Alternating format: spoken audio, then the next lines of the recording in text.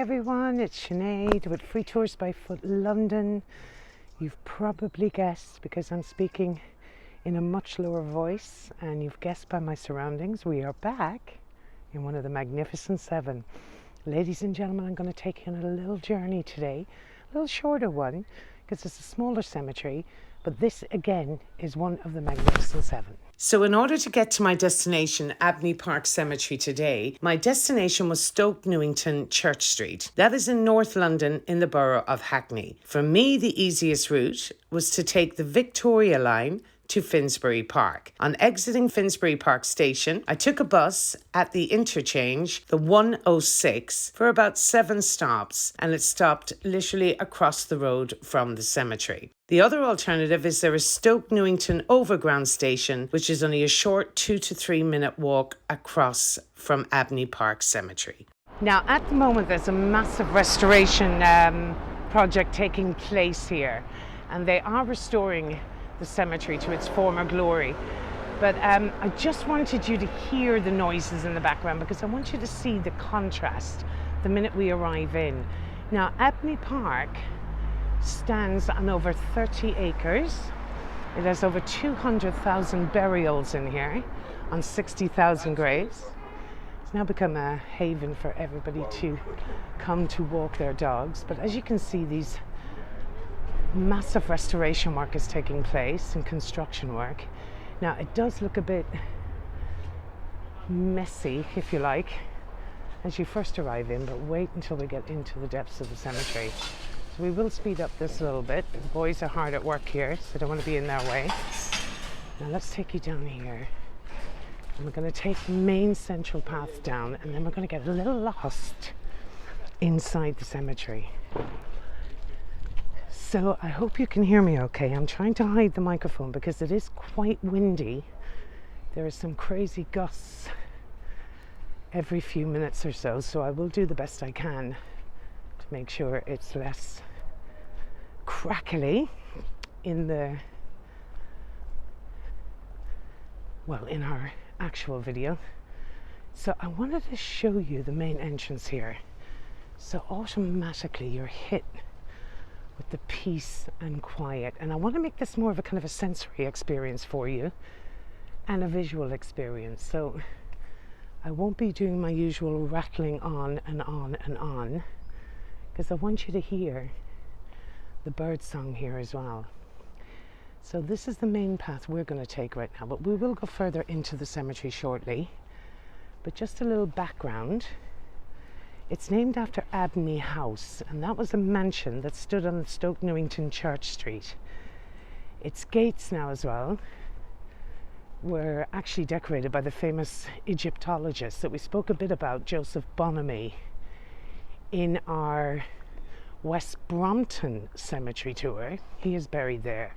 But look at the stunning. Now, it seems rather overgrown, but that's part of its charm and character. In the 1960s, Hackney Council took over the cemeteries here, and alongside the Abney Park Trust, they maintain the grounds, and it always is a fierce and ferocious battle with nature. Now, it is one of the Magnificent Seven, and at the turn of the 19th century, there was a massive swell of the population here in London. And people were arriving here for work, and they were under the impression that the streets of London were paved with gold. But it's estimated that the population actually doubled at the turn of the 19th century. And of course that brought with it mass overcrowding. People were living in horrendous slums, a bit like the slums of Whitechapel I describe in detail in the Jack the Ripper tour. And of course, this mass overcrowding brought disease like cholera. Infant mortality rates were huge. And not only was there no room for the living, there was also no room for the dead. So something had to be done, and an Act of Parliament came in 1832 where they would build 7 magnificent, well, that's the term they're called now, the Magnificent Seven cemeteries on the outskirts of London. Now, the Magnificent Seven cemeteries are Abney Park, where we are today, Brompton Cemetery, I've already done one of West Brompton Cemetery and the Magnificent Highgate Cemetery. Now, please make sure that you check those out, because some of the most famous people and influential characters in history are buried in these cemeteries, and we speak in detail about them all, but this one we're going to focus on today. The other 7, of course, are Highgate Cemetery, Kensal Green, West Norwood Cemetery, Nunhead Cemetery, and Tower Hamlets. So this act that came in freed up a lot of space for people to be buried in, and the Victorians took death very seriously. The grander the funeral, or the grander the celebration of life, the more likely their departed will be received into heaven. Now, the curious one about this, though, this is one of the first non-denominational cemeteries, and this one has many abolitionists, non-conformists buried here. Well, I don't want to give away the surprise too much, because we're going to see some very individual characters. Now, before I did speak a lot about symbolism in these Victorian cemeteries. Now, this pillar here, for example, that looks like it's been cut at the top, is to represent a life cut short. And then you have these stunning urns with drapes over them, and the idea of the drape over the urn is to seal and secure, to leave room for the soul to escape the top of the urn and ascend straight to heaven. So not only from the gravestones do we see, can we read and see who's buried here and, research who's buried here, but the Victorian symbolism here is to remind us of whether these people were a life cut short. The urns are a common theme, as you can see. Now, these beautiful ivy-covered tombs. There's an estimated over 200,000 people buried here in over 60,000 graves. Now, we're going to approach the chapel here, and I want to talk to you a little bit about this chapel, and then we're going to make our way up these little beautiful side streets. But now it's preserved as a nature reserve, and animal life flourish here. Bats and robins and birds and squirrels, and it is preserved as a nature, or a reserve rather. And I just want you to get a feel of, do you remember how busy we were on that main street? But look here, how beautiful it is.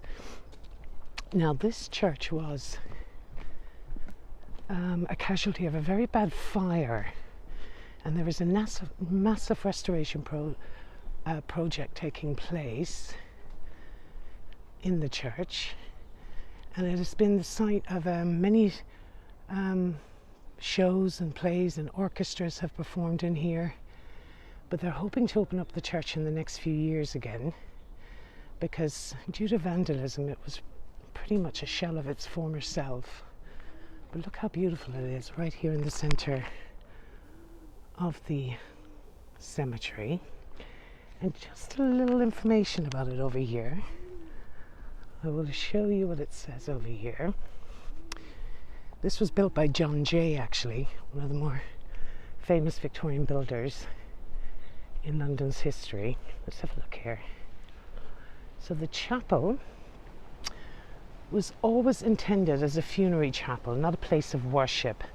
And as the cemetery was established to be open to all, regardless of religious conviction, the chapel was also intended to be non-denominational. So the architect was William Hosking, but he was better known as a civil engineer, but it was built by John Jay, and we will see John Jay's actual grave very soon. John Jay's famous works would have included part of Paddington Station, actually, and the old palace courtyard, which is at the front of the Houses of Parliament. So he built this chapel, but the idea behind it wasn't a place of spiritual worship, but more a place of reflection for all denominations. Technically the first non-denominational church built in Europe. So it'll be exciting to see it when it is restored. And of course I'll bring you back to show you the chapel when it's restored to its former glory. Now let's head up here. I wanted to show you this memorial straight up here. Now some of the more curious graves will be coming up now, and there's a lot of connections you can make to Highgate Cemetery here as well. Descendants of people that are buried there are buried inside here, but again, I don't want to disturb anybody. Just head up the steps here. This beautiful cross gives us a good view all around. Let me just do a little swing around so you can see it. Now the grounds are extensive, even though they're only on 30 acres. We won't be covering all of the graves here, but we'll certainly highlight a few of them and some of my more favourite along the way. And here is a memorial. We'll just show you here. They're the names of those sailors, soldiers and airmen who, though buried in this cemetery, have no separate headstones in the First World War and the Second World War, 1914 to 1918. So the war memorial to soldiers, airmen and sailors who were buried in this cemetery, commemorating their part in the First and the Second World War. And let's just bring you around here. There's a wreath of poppy to show you. Got a beautiful memorial right here in the middle of one of the Magnificent Seven, and it says up here, let's have a look again, 1914 to 1918, 1939 to 1945. This cross bears witness to the sacrifice of the men and women of the services who gave their lives in 2 wars and lie buried in this cemetery. Now, although it is a beautiful day and you'll see the sun coming through here, it's quite cold, folks. There's a very cold Arctic air there. It's bursting through every now and then. So I hope you can hear me okay. Let's just get a little view of where we are. Now let's have a look down here. Now you will see the public all using this place for a nice peaceful walk through the borough of Hackney. So let's head down the back, and I wanted to show you this memorial here to another very famous chap. His name was Isaac Watts. He's actually one of the founders of this cemetery, along with Mary Abney, the proprietor of Abney House that would have been on the site. And here he is, Isaac Watts, a famous theologian and also a famous hymn writer.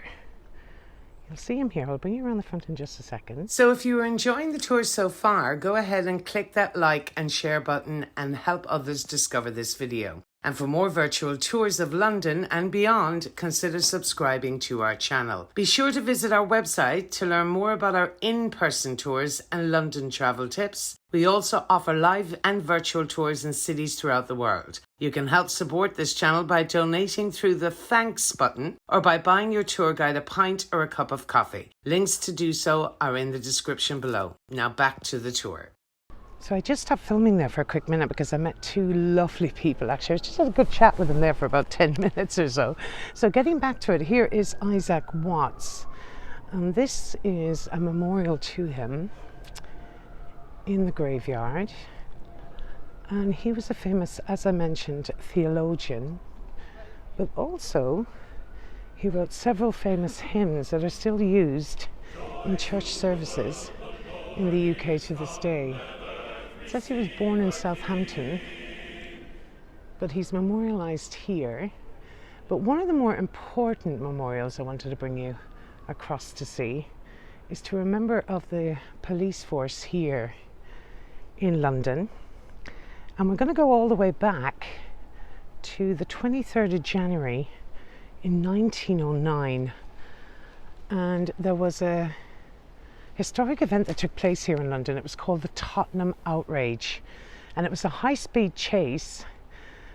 The police, a 6 hours high-speed chase following 2 Bolsheviks with Russian connections who had attempted an armed robbery on a rubber factory. And during that high-speed chase, over 400 rounds of ammunition were discharged. Eventually, the two suspects, or the two criminals, committed suicide at the end of this high-speed chase. But 73 people were injured during this, well, high-speed robbery, as it were. And one of the casualties was a 10-year-old boy and this policeman, William Frederick Tyler. And this, as you can see, is a beautiful memorial to him now. The funeral was attended by over 500,000 people. They lined the streets and all crammed in here to commemorate. It was a joint funeral for both of them. So in the line of duty, William Frederick Tyler, who died at age 31 years of age, who was killed at Tottenham while bravely doing his duty on the 23rd of January 1909. And it's an incredible story. You should really look it up. Just Google the Tottenham Outrage. That'll tell you a little more about the PC, or the police constable. Right, continuing on, I wanted to bring you up here because we are going to see another very famous grave. And I will have to find it again. It took me a while to find this one, actually. Is it in there? Joanna Vasa's. She was the daughter of a very famous black activist and author. Is this the one? I remember it took me forever to find it here the last few days. Let's see if this is her grave here. I'm pretty sure Joanna's is here. Yeah, let's have a look. I love when you guys come around with me on these little adventures. I'm pretty sure it's this one. Oh, you know what? I don't think it is. Bear with me. Come with me here and we'll go a little further up. I think it's a little further up, but it's very similar. It's one of those urns with the draped over the top. But you notice how quiet it is, folks. I mean, it's just unimaginable that 2 minutes ago you can be out on a seriously busy street. Look at that statue there. Isn't that beautiful? Now, I came here already and I took pictures of all the graves so I could find them again. So you may be a little lost with me around here as well. Contrary to popular belief, I don't know everything. So these look like little headstones. It's like a little private graveyard here. So when I walked away from the cemetery, I really wanted to find out exactly what these small little grouped together, tightly packed headstones were. And on further research, I discovered that these were tightly packed paupers' graves. They were actually one step up from a pauper's pit, where the poor, or bodies that were remained unclaimed, would be buried, often without an inscription plaque listing who was interred there. For the price of one of these headstones was around £1, and for 1 penny more, you could have had a name inscribed on it. So these were mass paupers' graves in Abney Park Cemetery. Actually, the builder of the stunning church here, look at the features there. Look at the little feet on his grave. And this is his tomb, rather. John Jay, the builder, who was responsible for the building. Right in the background there. Look at that for a visual. You'll see the steeple of the church behind Isaac Watts. Let's head around here. I'm looking for Joanna Vasa. We'll find her in a second. I know where she is. Just bear with me. I'll come back to her. I will know the grave the minute I see it. It's amazing how you can get overwhelmed by so many different headstones. And the history and the amount of the different lives of all these people that are buried underneath us. There is one coming up very shortly as well, very similar to one in Highgate. So you'll see on both paths you take, you can head down this direction or down the very end, and we're going to be heading down the end in a few minutes. I'm not one that is usually intimidated by silence or quiet places, but sometimes it can be a bit overwhelming when you hear a little rustling. And you know it's only animals. However, you're still a little bit jumpy every now and then. So here's another memorial to the Metropolitan Borough of Stoke Newington, to the memory of all those who lost their lives to enemy action in the borough during World War 1939 to 1945, World War II, and in particular if those names are inscribed on this memorial. Death is but crossing the world as friends do the seas. They live in one another still, which is quite beautiful. And all the names of these people that are buried here. So here we have a little bit more information about the music hall in Abney Park, and a uniquely British phenomenon that burst onto the scene in the early 1840s at the height of the Industrial Revolution and as Queen Victoria's reign in the Age of Empire began. From humble beginnings on a raised platform in the corner of a public house to the large music halls built by enterprising landlords in the 1850s and 1860s, to the grand and opulent palaces of variety favoured by the Edwardians, music hall has had an extraordinary impact on British culture. As a mass medium of entertainment, music hall reigned supreme before the days of cinema, radio and television, and spawned a host of performers who would go on to become the superstars of their time. All have left us a legacy of songs and stories that still inspire and entertain to this day. And here are some of the more influential people who are buried here as well. Nellie Power, she was a child actress who quickly rose to the top of her profession as a singer and pantomime artiste. Albert Chevalier, Fred Albert, all of which are laid to rest here in the amazing Abney Park Cemetery. Now a stunning nature reserve with access to the public.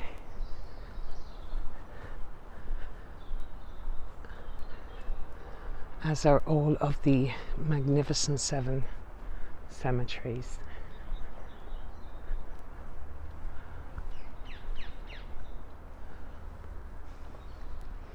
Just have a little walk up here. Just have a look at a few more of the graves along the way.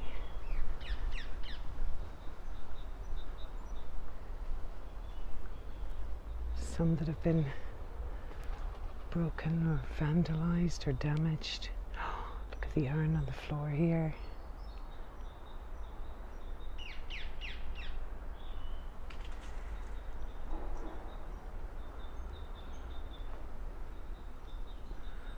This is such a welcome break, folks, from the constant movement and excitement of London. I could actually live here. Look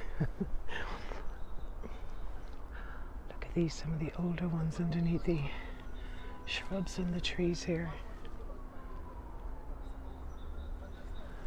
Some beautiful visuals. It seems like this is probably one of the older parts of the cemetery. Jab is coming along. So here we have Frances Emma Sanders.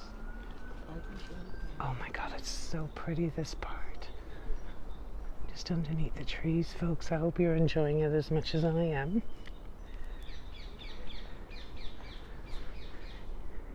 A little wander here.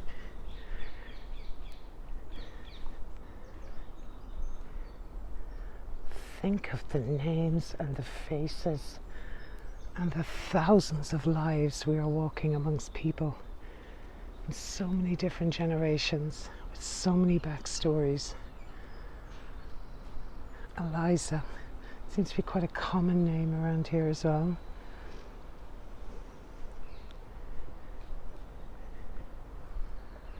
We're heading into a bit more thick undergrowth. Ooh, look, a bit of life in the middle of the cemetery.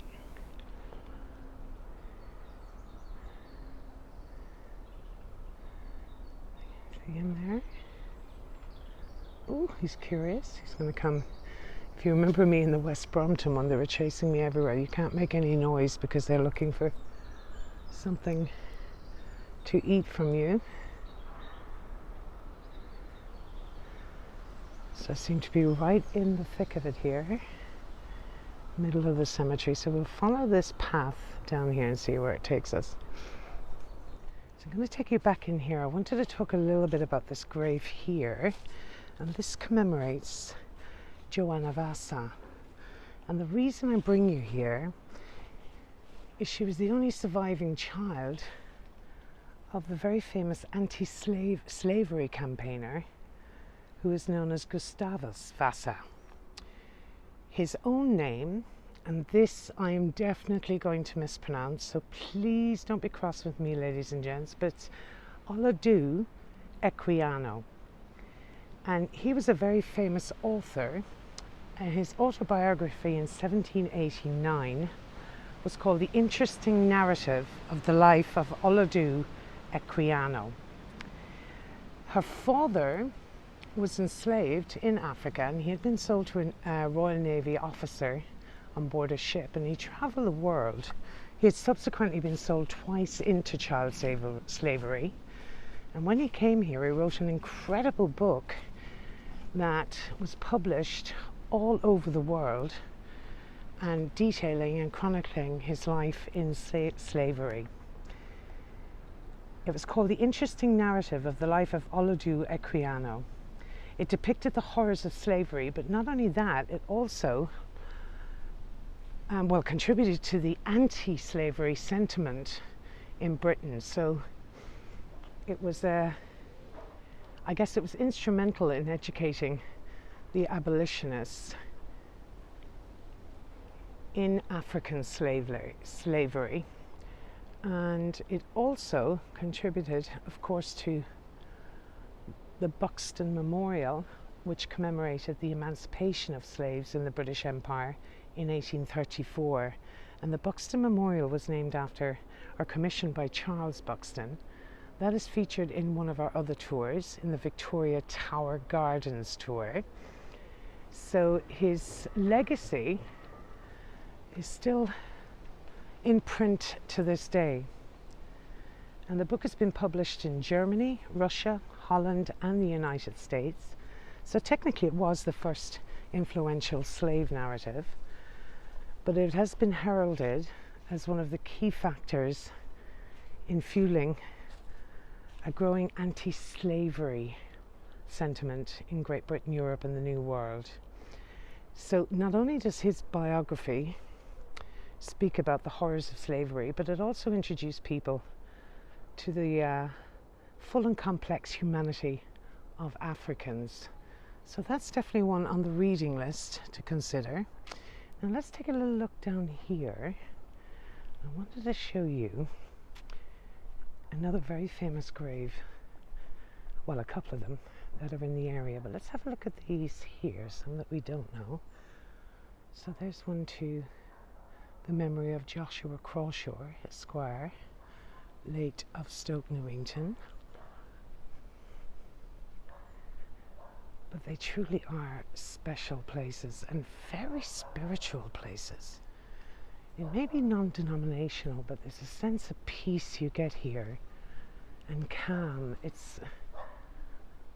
truly is a gift to have these so close to us in areas of London. Now this was a bit of an hour's journey away from me, which wasn't too bad. So you can get the overground to Stoke Newington, or you can take a train as far as Finsbury Park, which is on the northbound Victoria line, and then it's just a short bus ride from there. But look at this, it looks like somebody's most recently commemorated somebody here.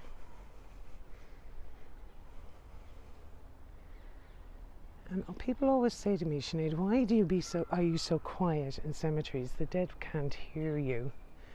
And it's not about them hearing me, it's about a respect for the people who are in eternal rest. And it's also about maintaining that nice, peaceful, calm environment for people when they come to such a peaceful place. They certainly don't need my usual shouting self. The dogs have a great time here as well. Now I am on the hunt for another one of the graves, and I'm surprised I haven't found it already, but we will. Nice to take a leisurely stroll. Welcome to the channel for those of you that have most recently joined us, ladies and gents. We're delighted to have so many more new subscribers on board. For those of you that haven't already seen some of the other Magnificent 7 cemeteries, please have a look at our other two. We have a playlist for dark and hidden London. There's a lovely little memorial there to Emily Mary Stern, who fell asleep on the 9th of May 1956, aged 34 years, and her dear husband underneath. Oh, how lovely. Laid to rest together. So now one of the more visited graves in the entire cemetery we're going to head towards right now. Hear the seagulls in the back making their presence felt. So you have pathways on either side. I mean, you can literally just get lost in here. And we'll make our way around to this, one of the main entrances as you arrive in. And we'll see one of the more famous graves that people come to visit. A wonderful charitable couple who dedicated their life to helping the less fortunate of society. 1.7 million members of their charity now worldwide,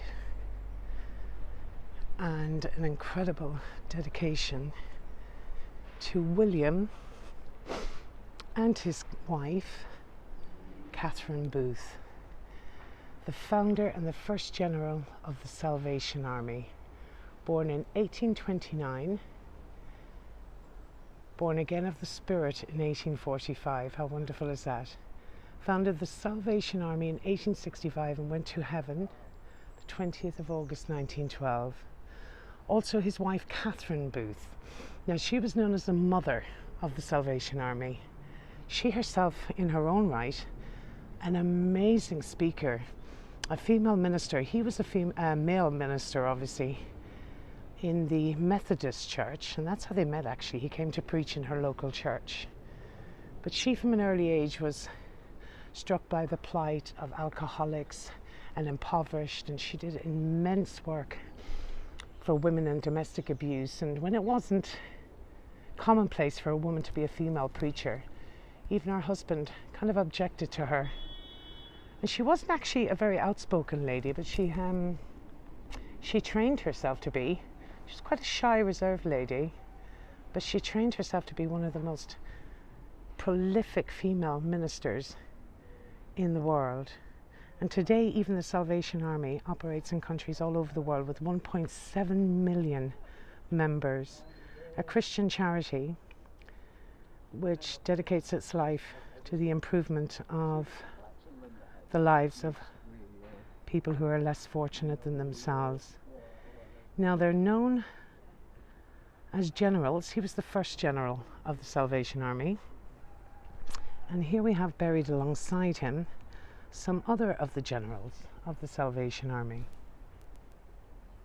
And incredible charitable organization that is still in operation today. So I just wanted to read out a quote of Bramwell Booth, who is also buried alongside his parents here. He's one of 8 children of William and Catherine Booth. And when his mother passed away, he described, well, his mother's passing as a warrior who had laid down her sword to receive her crown. Now, another quote by William Booth, and I think, if you will indulge me, I think this is absolutely beautiful, and I just wanted to read it out to you. He was a gifted writer and orator as well, and preacher. While women weep as they do now, I'll fight. While little children go hungry as they do now, I'll fight.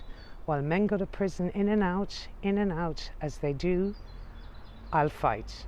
While there is a drunkard left, while there is a poor lost girl upon the streets, while there remains one dark soul without the light of God, I'll fight. I'll fight to the very end.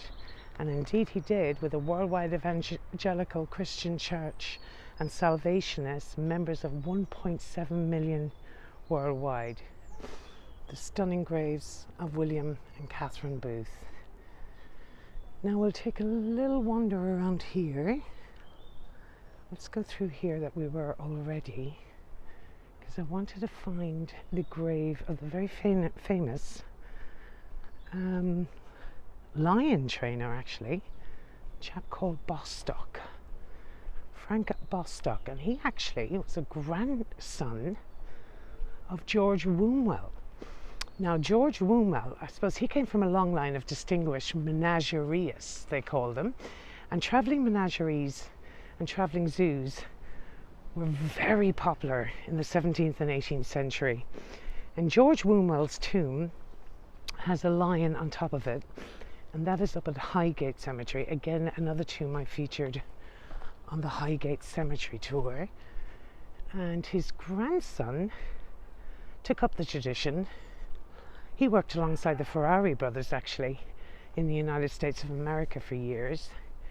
He had a travelling zoo in Coney Island, and he perfected the art of lion taming.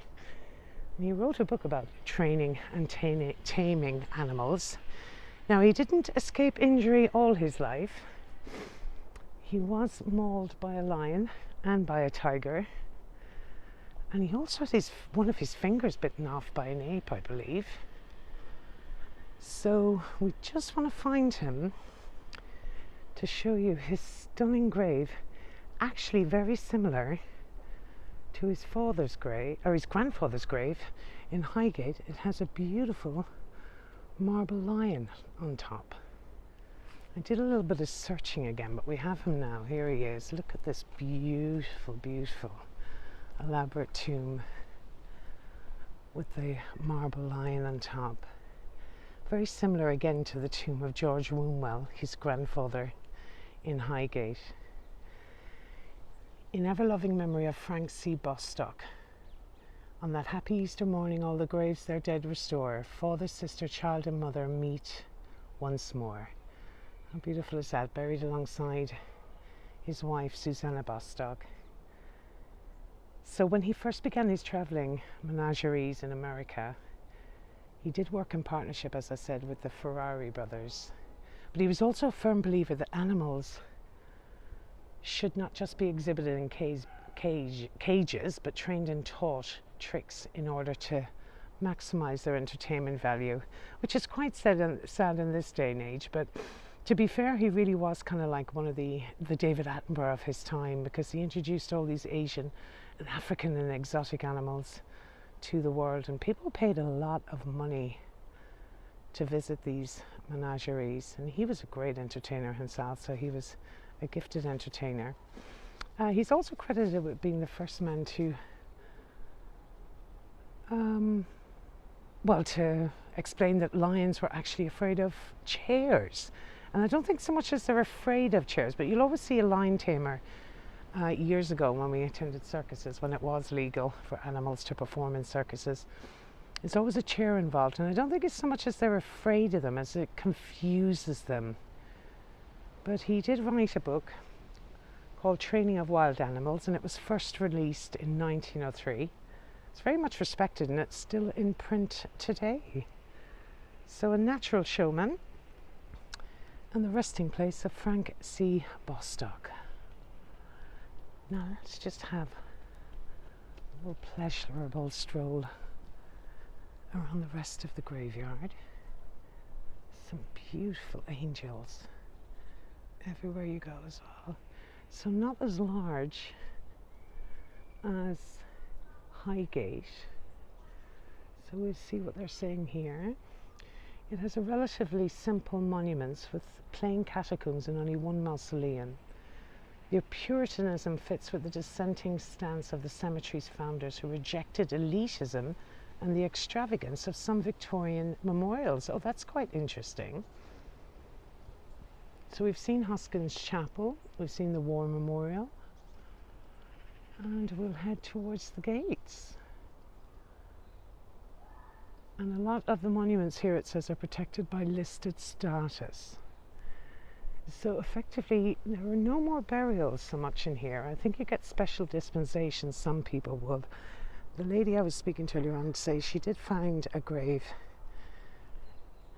that dates to 2000. That was probably one of the later burials in here. But I mean, what an amazing place to come visit. So one of smaller cemeteries on our Magnificent 7 tour. Now I'm not going to do them all together because I'm going to inject a bit of darkness and a bit of light, and a bit of darkness and a bit of light into the tours. So this is just a brief little look at another one of the Magnificent 7.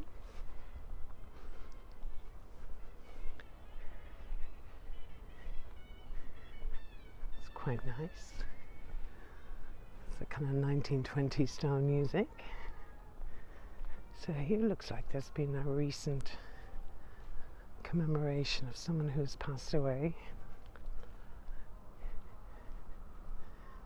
This brings us back to our main entrance that we arrived through.